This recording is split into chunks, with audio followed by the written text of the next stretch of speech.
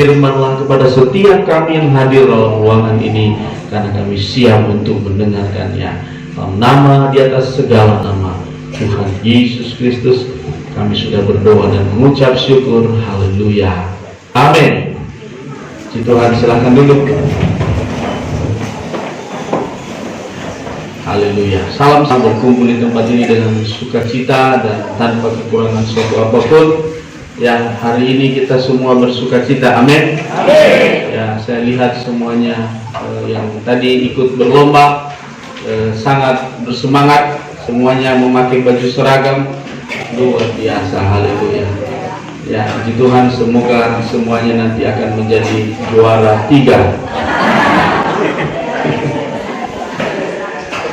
Karena nomor 1 itu adalah Tuhan Yesus Kristus. Membuka Alkitab kita Yosua pasal yang ke-22, kita baca nanti mulai dari ayat yang pertama hingga ayat yang ke-6. Yosua pasal 22 ayat pertama sampai ayat yang pertama sampai ayat yang ke-6. Saya akan baca terlebih dahulu dalam bahasa Inggris Nias, ya, nanti saya baca bahasa Indonesia. Ya. Meludae ifakauni Yosua mado Rubeno ba mado Gado ba simatonga mado Manase ba imanekera nomi o efe kuniwa agenoni Yehova andre Mose kemi ba nomi fododromo ligu fefu haja yaniwa egu kemi le sifaroi ami badali fusemi gete waara andre irugi ma'ekhe andre banomi o goroisa lo walangini Yehova nizomi o goroisa lo walangini Yehova lesi fahole bano faluka wa ahono dari kusemi ibe lo walangini Yehova itereni fabu unia khera ba mifuli saai ami khemi badane tanah khemi nitehe genoni Yehova andre Mose khemi yefo Yoridano babai olifu ami ya moroisi ai ke bade demi wolo orisa andre nibe genoni Yehova andre Mose khemi ba ama khoitania fami omasi elo walangi ini Yehova fabai mamale manere lala andre khenia fami o goroisania fa falemba ami khenia fami horige dedemi ba era erami we amai enoni nia ba I efa ira Yosua ifahobu ba ifofale bala fuli ira khera.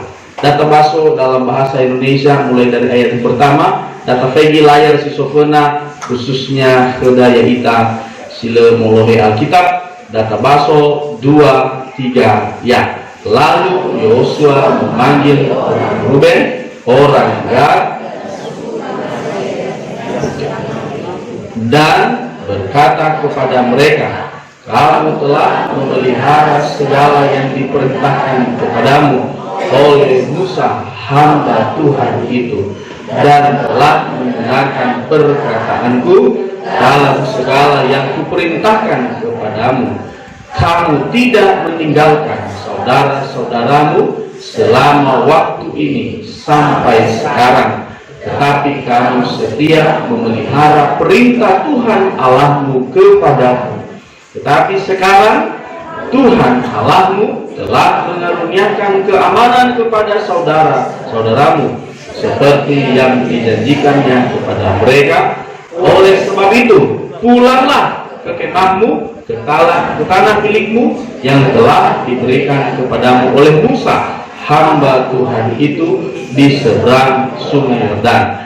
Hanya lakukanlah dengan sangat setia perintah dan hukum yang diperintahkan kepadamu oleh Musa hamba Tuhan itu, yakni mengasihi Tuhan Allahmu, hidup menurut segala jalan yang ditunjukkan, tetapi mengikuti perintahnya, berpaut padanya, dan berbakti kepadanya dengan segenap hatimu dan dengan segenap jiwamu. Lalu Yosua memberkati mereka dan melepas mereka pergi. Maka pulanglah mereka ke kemah mereka. Puji Tuhan, haleluya. Diberkatilah kita setiap orang yang mendengar, ya, setiap kita yang membaca dan melakukan firman Tuhan. Haleluya. Saudara, firman Tuhan ini adalah berbicara tentang beberapa suku yang berhasil dibawa oleh Yosua melewati sungai Yordan. Ya, melewati sungai Yordan. Mereka berhasil masuk ke tanah perjanjian yang disebut sebagai tanah Kanaan. Puji Tuhan. Yang disebut di sini pada pasal 22 adalah suku Ruben, suku Gad, dan suku Manase. Ada 3 suku yang disebutkan oleh Yosua di sini yang berhasil, ya, yang berhasil melewati sungai Yordan, mengalahkan musuh-musuh mereka yang ada di seberang sungai Yordan, dan mereka tiba di tanah yang sudah dijanjikan oleh Tuhan kepada mereka. Puji Tuhan, ini luar biasa. Nah, ada hal yang ingin saya sampaikan kepada kita pagi hari ini, bahwasanya kalau bangsa Israel secara fisik sudah berhasil masuk ke tanah Kanaan, ke tanah perjanjian, maka kita juga disebut sebagai Israel secara rohani. Amin. Katakan sekarang, saya Israel secara rohani. Saya Israel secara rohani. Amin. Kita tidak dilahirkan dari Israel secara jasmani, yaitu keturunan Yakub, tetapi kita dilahirkan menjadi Israel secara rohani oleh karena Yesus dan kematiannya di atas kayu salib. Itulah yang menjadikan kita Israel. Kenapa kita harus menjadi Israel secara rohani? Karena Israel itulah yang dicatat di dalam Alkitab sebagai umat pilihan. Di luar Israel bukan umat pilihan, anak kesayangannya. Nah, kenapa Yesus datang ke dalam dunia, saudara? Orang-orang yang tidak menjadi Israel secara fisik, secara lahiriah, saudara, dilahirkan oleh Allah sendiri melalui Yesus, supaya setiap kita yang hadir pada hari ini menjadi Israel secara rohani. Dengan kita menjadi Israel secara rohani, kita menjadi anak kesayangannya atau menjadi umat pilihan Tuhan. Katakan amin. Amin. Nah, saudara, ada hal yang harus kita perhatikan di sini. Ada sebuah proses yang kecil, proses kecil yang dialami oleh bangsa Israel secara lahiriah. Pertama, mereka harus melewati sungai Yordan. Bangsa Israel, saudaraku, untuk mencapai tanah Kanaan, mereka melewati sungai Yordan. Puji Tuhan. Ada apa dengan sungai Yordan?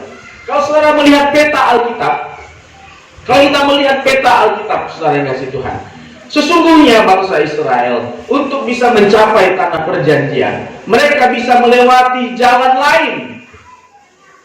Tidak harus melewati sungai Yordan. Tetapi ternyata Tuhan mengharuskan bangsa Israel melewati sungai Yordan. Kenapa? Kenapa harus melewati sungai Yordan? Saudara yang kasih Tuhan, dalam perjanjian lama disebut sungai Yordan itu adalah sungai yang melawan segala bentuk kedagingan kita. Bangsa Israel harus melewati sungai itu, saudara, untuk melewati segala persoalan-persoalan yang mereka sedang hadapi saat itu.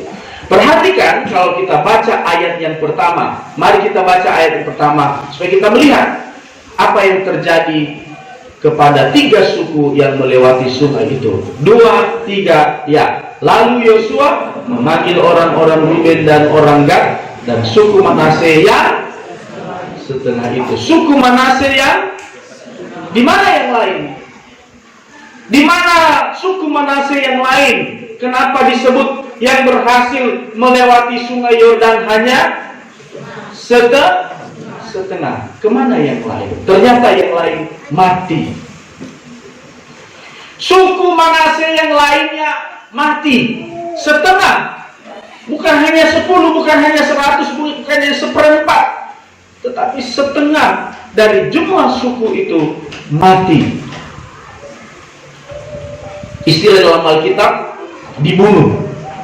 Dan yang membunuh mereka adalah Tuhan. Kenapa? Saudara yang kasih Tuhan, karena mereka memberontak, karena mereka melawan. Yang setengah dari suku Manase itu melawan, mereka berontak, melawan kepada Tuhan, melawan kepada Yosua, melawan kepada Musa. Mereka melawan hamba Tuhan. Mereka melawan yang diutus oleh Tuhan.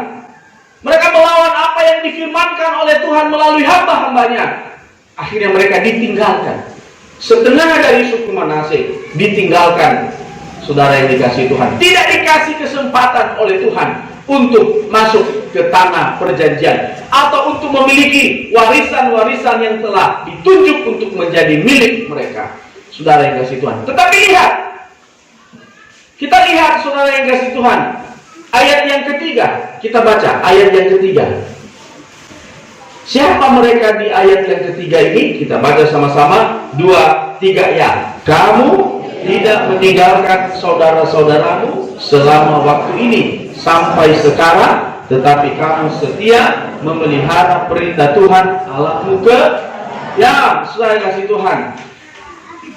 Yang setengah itu, saudara yang kasih Tuhan, meninggalkan saudara-saudaranya.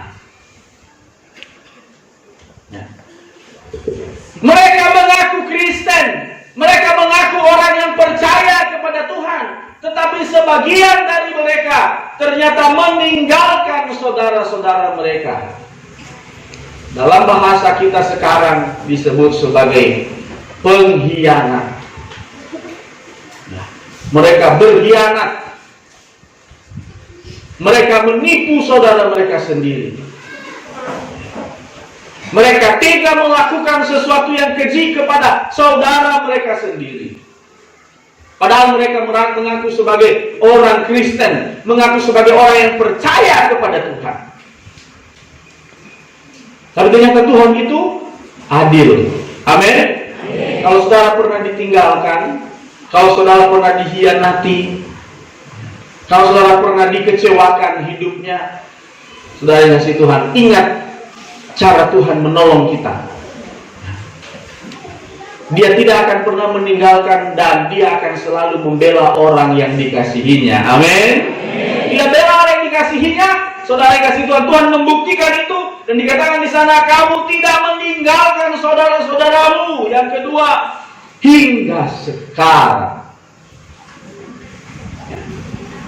Hingga sekarang kamu tidak meninggalkan saudara-saudaramu. Kemudian dikatakan yang ketiga, kamu setia memelihara perintah Tuhan Allahmu. Puji Tuhan. Apa yang terjadi? Ayat yang keempat, kita lihat hasilnya. Langsung ada hasilnya, tidak menunggu lama. Hasilnya ayat yang keempat, kita baca sama-sama dengan suara yang keras. 2, 3 ya. Tetapi sekarang Tuhan Allahmu telah mengaruniakan keamanan kepada saudara-saudaramu seperti yang dijanjikannya kepada mereka.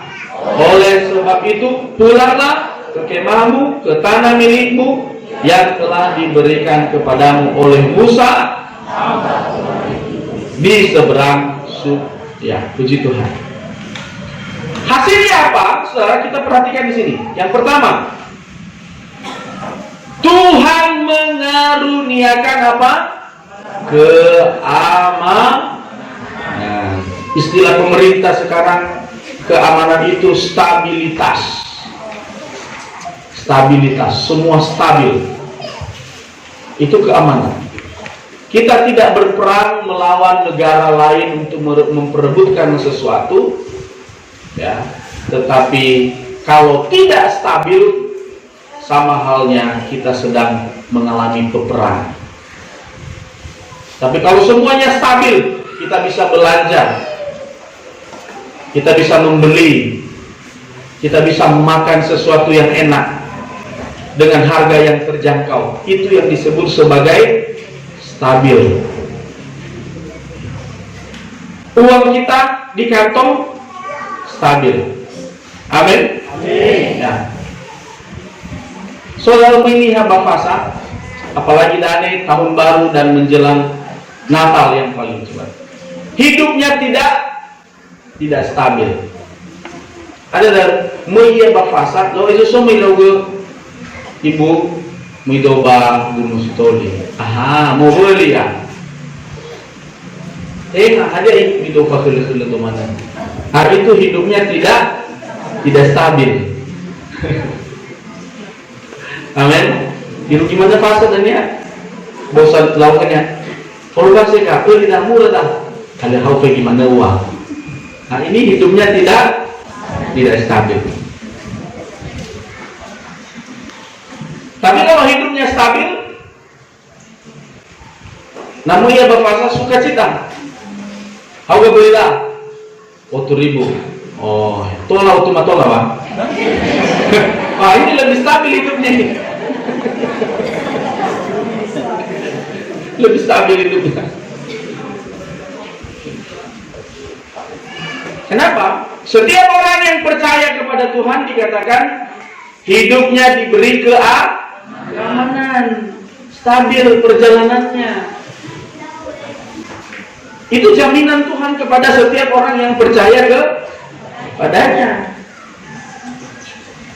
Malah saudara kasih Tuhan, kalau kita pergi kemana-mana, walaupun kita tidak belanja, udahlah, ohemanewa, ada nuka semasya, nuka dah, ohemane, sepatu dah, ohemane, sadara dah, ohemane, ada nasa ohemanewa. Padahal di kefiri gue, ahli salahnya, naso kefiri udahnya badal buah. Ini orang-orang yang dijamin hidupnya oleh Tuhan. Itu yang disebut dalam Alkitab tidak dipermalukan. Anak-anak Tuhan itu hidupnya tidak dipermalukan. Oh menawa ga, pakai mana ni pakai mana ga salahnya. Dan dia tak patut bagi nantinya. Padahal dikit pada Farisai rogo deh. Le hadai rang rodo kami dia buat deh.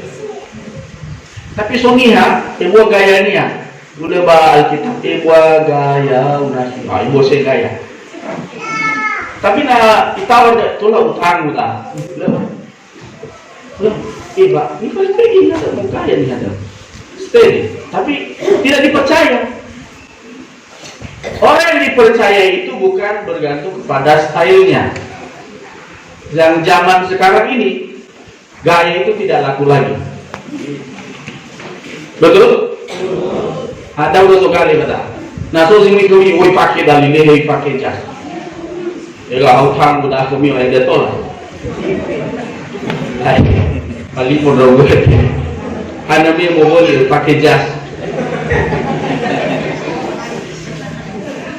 Tuhan menjamin keamanan orang-orang yang dikasihinya. Dimulai dari tadi memelihara, di mana dia tidak meninggalkan saudaranya. Kita tidak meninggalkan orang yang sudah berbuat baik kepada kita, orang yang sudah mengasihi kita, orang yang sudah setia kepada kita, orang yang sudah menolong kita, kita tidak hianati pada berikutnya. Itu Tuhan mengajarkan kita. Dan apa hasilnya? Tuhan mengaruniakan keamanan. Katakan amin. Haleluya. Hasil yang kedua, saudara yang kasih Tuhan dikatakan di sana, dia mendapatkan seperti yang dijanjikan Tuhan kepadanya. Ada sebuah ayat dalam Alkitab dalam Lukas dicatat oleh Tuhan. Saudara, kalau kita minta ikan, mana mungkin Tuhan memberikan ular? Betul? Kenapa? Karena Bapa kita itu adalah yang baik, Dia akan memberikan seperti yang sudah dijanjikan. Kenapa? Karena ketika Tuhan berjanji, saudara yang kasih Tuhan, janji itu tidak akan bisa dirubah, harus dilakukan Tuhan. Itu hasil yang kita dapatkan. Itu sebabnya sebagai orang yang percaya kepada Tuhan, kita harus mengizinkan hidup kita, saudara, dibawa oleh Tuhan melewati sungai Yordan. Sekalipun haruslah hedrege ita, la leme ita bayori dan apa ke sadar. Follow modal apa ke sebab fa apa ke niat tengah ada ya ber. Pertama, saudara yang kasih Tuhan, fa apa ke nileme, pertama kita harus membuang ego kita, egoisme kita, rasa kehebatan kita harus buang. Yang udah apa lima, no arahnya kiri saudara itu ada, ya no arah mana bagus sani itu, hana baik kulilah gedreng kedrauzui, hana baik kulilah lemo drauzui. Tapi kalau kita berbicara soal kehendak Tuhan, kita tidak akan berbicara soal berapa lama kita menjadi orang Kristen. Kalau kita baca Matius pasal yang ketiga ayat yang pertama sampai ayat yang ke-7, saudara, bagaimana Yesus ketika melihat Yohanes yang sedang membaptis orang di sungai Yordan, Dia datang membawa dirinya kepada Yohanes. Itu sebabnya kenapa Yahweh-nya orang Israel membawa mereka harus melewati sungai Yordan. Itu sebenarnya pewahyuan. Allah sedang mewahyukan sesuatu kepada dunia tentang kedatangan Yesus, tentang kedatangan Yesus yang juga membuka jalan kepada kita. Yesus sebelum Dia memulai pekerjaannya di bumi, yang pertama Dia kerjakan apa? Dia datang kepada Yohanes Pembaptis di mana? Di sungai Yordan. Itulah penampakan Yesus yang pertama. Dia tidak melalui jalur yang lain. Dia tidak melewati jalan yang lain. Dia tidak mencari cara yang lain, tetapi Dia pergi ke sungai Yordan. Untuk apa? Memberikan contoh kepada kita. Itu sebabnya setelah Dia dibaptis, menolak dan Dia Yesus, Yohanes berkata kepada, kenapa harus saya yang melakukan itu? Kata Yesus kepada Yohanes, itu semua terjadi untuk melakukan kehendak Bapa. Bukan kehendak organisasi, bukan kehendak pendeta. Melewati sungai Yordan itu dibaptis itu bukan kehendak Tuhan, bukan kehendak manusia, organisasi yang bukan. Itu kehendak Tuhan. Amin. Kalau itu atas kehendak organisasi, saya mau tanya, saudara, saya mau beritahu kepada kita, catat ini yang saya katakan ini. Agama religius itu baru disebut pertama kali itu di Kisah Rasul, dan itu di Antiokhia. Di Antiokhia, disitulah pertama kali disebut sebagai orang yang mengikut Yesus itu sebagai Kristen. Itu terjadi jauh setelah Yesus naik ke Nusae manahai Yesus bazorugo abinala potei zamati kenia nihake seriso. Jadi baptisan di sungai Yordan itu jauh terjadi sebelum agama atau pengikut Yesus disebut sebagai sebuah agama. Jadi sungai Yordan, kejadian di sungai Yordan itu bukan perintah agama. Melakukan kehendak Bapa itu bukan perintah agama. Bukan perintah pembuka agama. Itu yang sudah tercatat dan dilakukan oleh Yesus sendiri. Amin. Haleluya. Katakan saya percaya. Lebih semangat lagi, saya percaya. Amin. Sebab kalau kita tidak percaya, bagaimana mungkin kita mau melakukan? Puji Tuhan. Nah, saya lanjutkan itu sekedar saja untuk kita bisa mengingat ya kenapa kita harus melewati sungai Yordan. Puji Tuhan. Hasil yang ketiga yang didapatkan oleh bangsa Israel dikatakan di sini, pulanglah ke kemahmu, ke tanah milikmu yang telah diberikan oleh Musa hamba Tuhan itu di seberang sungai Yordan. Disuruh pulang. Biasanya kalau orang disuruh pulang, kalau tidak ada tujuan hidup, dia tidak akan mau pulang. Ayo, kemana dah aku Yesus? Kemana dah aku Yesus? Oh, how degu wanga gengai mo. Tapi ini orang yang disuruh pulang tetap mau pulang. Kenapa? Kenapa dia mau pulang? Karena dia telah disediakan rumah. Karena dia telah disediakan kemah. Karena kepadanya telah disediakan tanah. Amin. Amin. Ya, dia tidak disuruh pulang dan tidak mendapatkan apa-apa. Lafofano iya dah hati ni odera ni ohenya yomo. Dah lafofano iya, lapangawuli iya, soni ohenia dan soda dresania bawangawulinya. Ini cara Tuhan memelihara kita. Kalau kita mau berubah, kalau kita menjauhkan segala kekerasan hati kita, maka apa yang terjadi sesuai kasih Tuhan? Tuhan akan menyuruh kita pulang. Makanya nalapahobu eniha eva kebaktian mi anawuli ya mufahobu ami lowa amin. Mi anawuli ya gena amida ya gena amida ya mi anawuli ya ohahau dan demi Tuhan. Katakan sayalah itu. Katakan sayalah itu. Kitalah itu. Pulang membawa sukacita. Amin. Ya, pulang membawa sukacita. Kita diberikan tanah yang menjadi milik kita. Saya akan berbicara yang pertama mengenai kemah. Pulanglah ke kemahmu. Perhatikan baik di sini. Kemah itu apa? Kemah itu berbicara soal rumah Tuhan. Rumah Tuhan, tabernakel. Kemah itu adalah rumah Tuhan. Jadi kita disuruh pulang ke rumah Tuhan.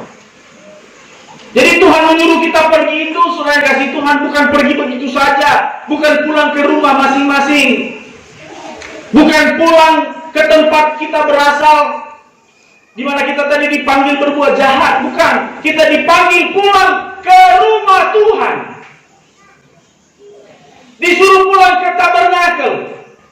Banose bama eleo, niangabuli. Banose bama eleo, niangabuli kelo walangi. Kita disuruh pulang, bukan pulang kemana-mana, bukan pergi menjadi gelandangan.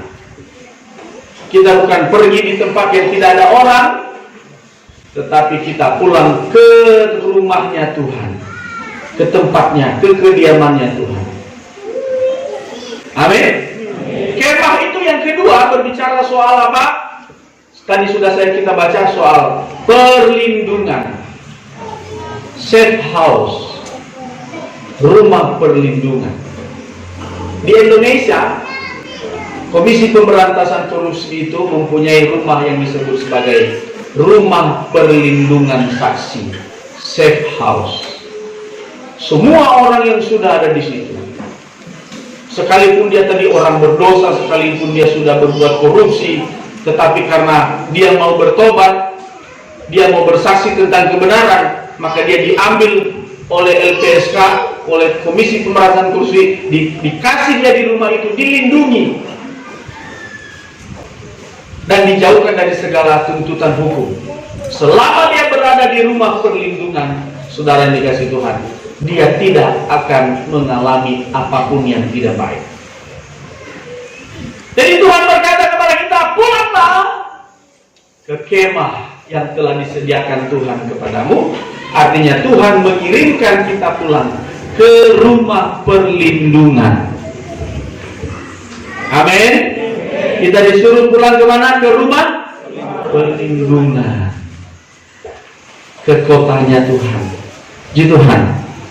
Nah, yang ketiga, lalu yang ketiga disebut tanah milikmu. Nah, tanah milikmu. Tanah itu adalah di mana Tuhan mengambil kita. Amin. Kita ini berasal dari tanah. Tuhan membawa kita kembali mengerti dari mana kita berasal. Ada anihan ada abo to badadenya Yesus yo tarai. Ibalingaga padahal yo tarai moroi bagana. Itu moroi kami. Moroi bahilina.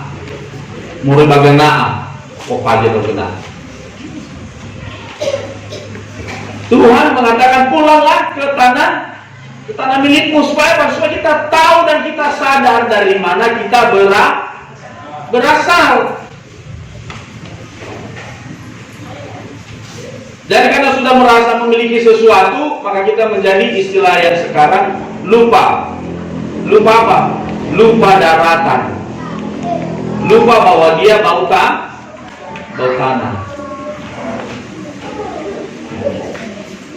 Dari sanalah Tuhan mengambil kita. Dari mana? Dari tanah. Dan suatu saat tubuh itu akan kembali ke tanah lagi. Amin. Kalau kita menyadari tentang dari mana kita berasal, apa yang akan kita lakukan? Nah, ta'ilah bahwa yaitati mulai badamu ada jalur bagi daerah. Ada yang harus kita sadari bahwa Faurida ada lemoguna sokreda wa asilia. Sokreda wa asili bertabu gia iheni hasikayo mangabuli badamu. Hela tawi ya ubadaluan wa hasimnya. Bahasa Bali mangabuli badamu. Hela bali umumiyah. Sabale satu mangabuli badamu. Semua sama. Tuhan sedang menyadarkan bangsa Israel, kamu dapat rumah, kamu dapat sesuatu, kamu dapat jabatan, kamu dapat uang, kamu dapat segalanya. Tapi ingat, kamu berasal dari mana? Dari tanah. Makanya naso dari Kusema agak-agak mulai berubah hidupnya. Wah kenye tabu bener. Tabu saite, tabu sapusi, tabu soyo segala macam. Letera mau ibadai tanda aneta. Amin. Supaya kita sadar dari mana hidup kita berasal. Puji Tuhan. Haleluya. Ini hasil yang didapat oleh bangsa Israel. Puji Tuhan. Dan ayat yang ke-6 sebagai ayat yang terakhir sebelum kita mengakhiri atau berdoa datang kepada Tuhan, kita baca ayat yang ke-6. Dengan suara yang keras kita baca ayat yang ke-6, 2, 3, ya. Lalu Yosua memberkati mereka dan melepas mereka pergi, maka pulanglah. Amin. Lalu apa yang terjadi? Yosua Amin. Ada sebuah pujian kita. Aku diberkati, aku dilimpahi, karena Allah sanggup untuk menyediakan. Tahu lagunya? Oke. Ada? Hah? Tidak ada yang tahu. Haleluya. Sinuna nilada balikana. Tema ho ke Yesus ayu nasuni langsung hilang. Gitu ya. Lalu Yosua memberkati mereka, lalu Tuhan memberkati kita. Perhatikan di sini ada hal yang penting kita harus tahu.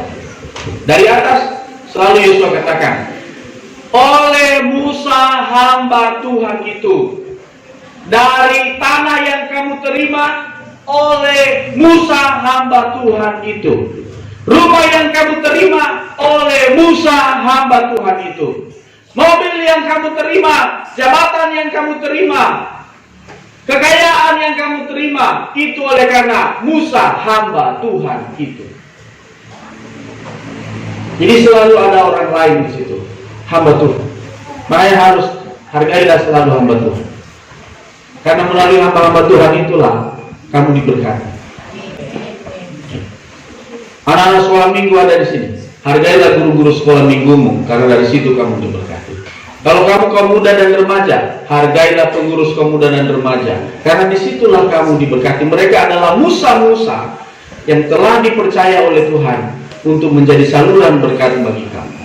Kalau kita berada di sektor, di sana ada banyak para pelayan Tuhan. Mereka adalah musa. Mereka adalah musa yang dipercayakan oleh Tuhan supaya setiap anak-anak Tuhan yang ada di sektor, supaya setiap anak-anak Tuhan yang ada di komisi diberkati oleh Tuhan. Hargai mereka, hormati mereka, karena mereka adalah musa. Setiap para pelayan itu adalah musa-musanya Tuhan.